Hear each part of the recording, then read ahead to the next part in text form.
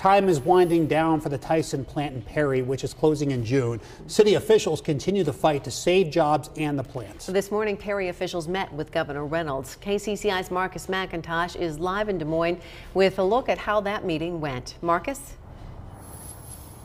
Stacy and Ben, Perry officials say with some 1,300 jobs on the line, the only done deal is that Perry will be pulling out of town at the end of June. Now they're holding out hope another company will buy the plant and put it to use, but they're also hoping for some help from the State House. Trying to gather as much support as possible to get a new business into the soon-to-be closing Tyson plant in Perry, city officials are leaving no door unopened. Tuesday morning, they met with Governor Kim Reynolds, who had this to say about that meeting. We're not doing this right now, Marcus. Nothing? Marcus. Marcus. You had a good meeting? Okay. Thank you, Governor. Perry City Administrator Sven Peterson was joined in the meeting by Mayor Dirk Kavanaugh, a meeting they went into with an agenda. Really to build kind of some lines of communication between her office directly and the mayor and myself. Really focused on just kind of getting on the same page. They also discussed efforts to help Tyson find a buyer for the Perry plant as quickly as possible. Timeline on that buyer, really, there's a lot of factors that go into that. Mostly just trying to find the right fit that Tyson wants to sell to and that is a good fit for our community, but really just kind of comes down to identifying who that buyer is.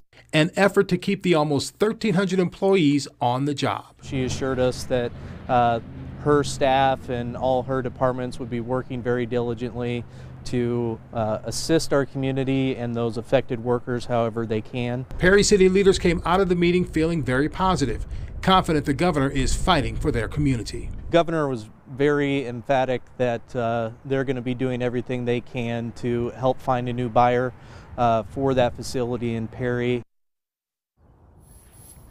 Sven Peterson says that he believes that the plant is already set up for an operation for some kind of food processing company to come in, but he points out that's not something they're dedicated to doing, saying they are thinking outside the box in efforts to bring another business into that plant to keep some 1,300 people on the job. We're live in Des Moines. I'm Marcus McIntosh, KCCI 8 News, Iowa's news leader. Yeah, whatever gets that job done, Marcus. Thank you. Earlier this month, we were there as JBS held a job fair for Tyson employees at the El Rey Market, which is near the plant. The company's employment manager tells us they're still receiving applications from Tyson workers. JBS also says they could possibly hold more job fairs as we approach the Tyson plant's June 28th closing date.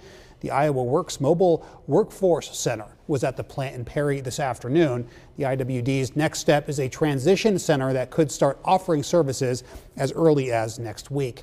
And KCCI has been covering every step since Tyson announced earlier this month it would be closing its plant in Perry. For all of our interviews, updates, and more, simply download our KCCI mobile app.